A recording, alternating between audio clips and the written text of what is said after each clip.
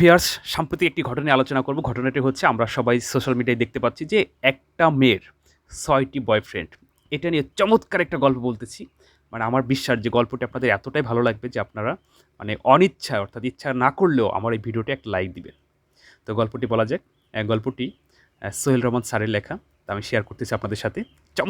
চমৎকার ভালো মানে চমৎকারভাবে সাজিয়েছে। ওকে।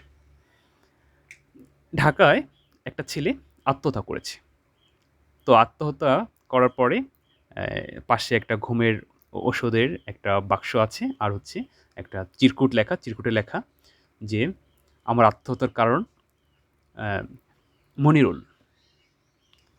তো পুলিশ আসছে। পুলিশ আসার পরে এই মনিরুল সন্ধান করতে গিয়ে দেখে যে তার পরিবারের মানে কারো সাথে মানে মনিরুলকে কেউ চেনে না বা ওর বন্ধু-বান্ধব মানে ওর টোটালি ওর মানে মনিরুল নামে কাউকে চেনে না। তো পুলিশ তো খুব মহাবিপদে তদন্ত করতে গিয়ে যে আত্মহত্যা করছে নাকি হত্যা। কারণ যেহেতু মনিরুলকে চেনেই না, তাহলে কেউ হয়তো হত্যা করে সিরিয়াল কিলার অর্থাৎ হত্যা করে হয়তো এটা একটা নাটক সাজিয়েছে। তো এই নিয়ে পুলিশ অনেক তদন্ত করতেছে কিন্তু কোনো মানে আশারূপ কোনো ফল পাচ্ছে না। ২-৩ দিন পরে আরেকটি ঘটনা এরকম। আরেকটা ছেলে এরকম আত্মহত্যা করছে। ঠিক সেম অ্যা অর্থাৎ সে বিষ পান করে আত্মহত্যা করছে এরকম একটা চিরকুট লেখা যে আমার আত্মহত্যার কারণ মনিরুল। পুলিশ আরও মহাবিপদে অর্থাৎ এবার মানে দুশ্চিন্তা আরও বেশি বেড়ে গেল প্রশাসনের যে মনিরুলটা কে? তাহলে নিশ্চিত সিরিয়াল কোনো কিলার যে সবাইকে এরকম মানে খুন করে মনিরুল লিখে দিচ্ছে। অর্থাৎ একটা নাটক সাজাচ্ছে। কিন্তু যখন মানে ময়নাতদন্তে যাচ্ছে লাশ মর্গ ঘরে, তখন রিপোর্টে বলতেছে না যে এটা মানে জবরদস্তি অর্থাৎ হাতাহাতি করে মারছে বা এরকম কোনো কিছু। পুলিশের মানে কাজ হচ্ছে না, মানে কোনো রিপোর্টই পাচ্ছে না। আবার আত্মহত্যা করছে, আবার বলছে যে আমি অমুকের জন্য আমি আত্মহত্যা করছি। আবার পুলিশ মনে করতেছে হয়তো সিরিয়াল কোনো কিলার। যাই হোক, একদিন যেতে না যেতেই ঠিক সেম আরেকটা ঘটনা। এরকম একটা ছেলে আত্মহত্যা করছে ছাদ থেকে লাফ দিয়ে। তো যখন ছাদ থেকে লাফ দিয়ে করছে তার হাতের একটা চিরকুট ছিল। চিরকুটে লেখা যে আমার আত্মহত্যার কারণ মনিরুল। পুলিশ মানে অবাক হয়ে যাচ্ছে যে মনিরুলটা কে? কে এই মনিরুল? ঢাকার ওই প্রান্তে এই প্রান্তে এবং যারা আত্মহত্যা করতেছে এদের কারো সাথে কারো কোনো সম্পর্ক নাই। কেউ মনিরুলকে চেনে না। তো এই মনিরুলটা কে? তো এখন এই যে ৩ নাম্বার যে ছেলেটা আত্মহত্যা করেছে তার চাচার নাম হচ্ছে মনিরুল। সে চট্টগ্রাম থাকে। তো পুলিশ তাকে ধরছে। সে তো খুব কান্নাকাটি যে ভাই আমি এ আমি এগুলো জানি না। আমি এগুলো আমারও ভাতিজা ওকে খুব ভালোবাসি। ওর সাথে আমার দেড় মাস কথা হয় না। ওর মোবাইলে কোনো কনট্যাক্ট নাই। আসলে কাকতালীয়ভাবে মিলে গেছে মনিরুল, কিন্তু সে আসলে জড়িত না। তো পুলিশ তার সাথে কথা বলে বুঝতে পারছে আসলে সে জড়িত না। তো অনেক রিপোর্ট-টিপোর্ট করে দেখা যায় যে ছেলেটা নেশাগ্রস্ত। তাহলে এই ছেলেটা নেশা করে হয়তো মারা গেছে। কিন্তু মনিরুল কে? আর আগে দুজন তো নেশা করত না। তো যা হোক, তো এই পুলিশ সব ব্যর্থ হওয়ার পরে মানে উচ্চ পদমর্যাদার কাছে এই সিআইডির কাছে এই কেসটা হস্তান্তর করবে।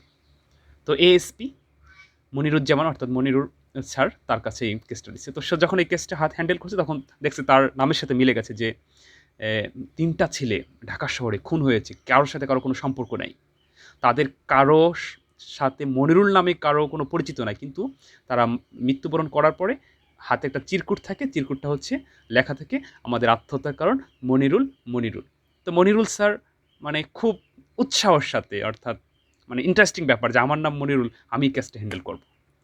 তো মনিরুল স্যার এএসপি, বর্তমানে এএসপি স্যার মনিরুল স্যার এই কেসটাকে হ্যান্ডেল করছে। সে খুব মাথা খাটাচ্ছে কিভাবে বের করা যায়। সে কেস হাতে না নিতেই আরেকটা ছেলে আত্মহত্যা করেছে এরকম মনিরুল। এবার প্রশাসন অর্থাৎ আরও উপর থেকে অর্থাৎ মন্ত্রী মহল থেকে তাদের কানে চলে গেছে। তারা চাপ দিতেছে যে চারটা খুন সবার একটাই লেখা যে মনিরুল আমাদের আত্মহত্যার কারণ মনিরুলটা কে? তো মনিরুল স্যার ও ঘামায় যাচ্ছে, মাথার চুল মানে উঠে যাচ্ছে চিন্তায় যে কিভাবে বের করা যায়। খুঁজেই পাচ্ছে না। তো আবার এরকম একদিন যেতে না যেতে আরেকটা আত্মহত্যা, তারও এরকম লেখা মনিরুল। তো এভাবে ৬টা আত্মহত্যা হয়েছে।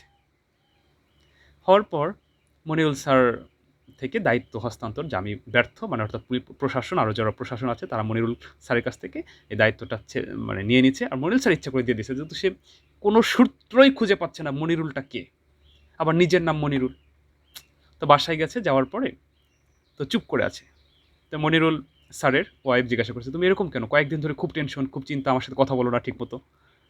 বলছে যে দেখো এরকম একটা ঘটনা আমি শেয়ার করতে চাই না, কারণ আমাদের প্রশাসনের ব্যাপার আছে যে সব ঘটনা শেয়ার করা যাবে না, তোমার সাথে আমি শেয়ার করতে চাচ্ছি না, অভ্যন্তরীণ ব্যাপার। বলে না ঠিক আছে বলো। পরে বলে যে একটা ঘটনা, একটা মানে 6টা ছেলে আত্মহত্যা করছে।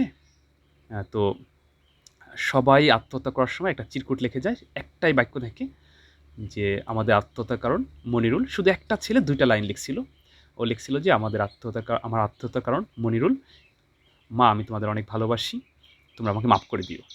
ছেলেটা হয়তো ওর মা বাবাকে অনেক বেশি ভালোবাসতো, হয়তো এই জন্য ও বেশি 2টা লাইন লিখছে, কিন্তু সবাই এক লাইন লিখতো যে আমাদের আত্মহত্যার কারণ আমার আত্মহত্যার কারণ মনিরুল। তো খুব ইন্টারেস্টিং ব্যাপার।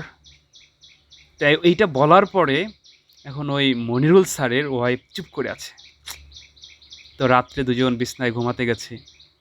এখন ওই মনিরুল স্যারের ওয়াইফ চিন্তা করে কি যে আমি তাহলে তার সাথে বলবো কি না।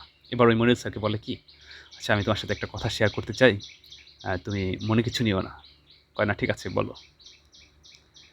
বলে কি যে এই যে 6টা যে আত্মহত্যা, অর্থাৎ 6টা সুসাইড হয়েছে, সবাই তো আত্মহত্যা করার সময় মনিরুল মনিরুল বলে লিখে গেছে যে আমাদের আত্মহত্যার কারণ মনিরুল। আসলে ব্যাপারটা ওই 6 জনই আমার এক্স বয়ফ্রেন্ড ছিল। তো তুমি তো বিসিএস ক্যাডার, তো তোমার সম্বন্ধ যখন আসছে তখন আমি ওদের সবাইকে নাকচ করে দিছি। তো এই জন্য ওরা হয়তো আত্মহত্যা করেছে, আর তোমার নামটাই লেখছে যে আমাদের আত্মহত্যার কারণ মনিরুল। আশা করি জাস্ট এটা মজা করলাম। যে একটা মেয়ের 6টা বয়ফ্রেন্ড, তারপরে দেখা যাচ্ছে যে ভালো ছেলে সম্বন্ধ আসলে 6টাকেই ভুলে যাবে, পাত্তা দেবে না। বর্তমান সময়ের মেয়েরা এরকমই।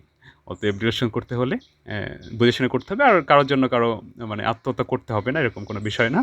তো আশা করি মানে খুবই ভালো লাগছে আপনাদের। একটা লাইক কমেন্ট শেয়ার করবেন। আর এই গল্পটার লেখক হচ্ছে আমার প্রিয় লেখক সোহেল রহমান স্যার। খুব ভালো লাগে তার লেখা পড়লে মানে না হেসে পারা যাবে না। তো ভিউয়ার্স ভালো থাকবেন, আবার দেখা হবে।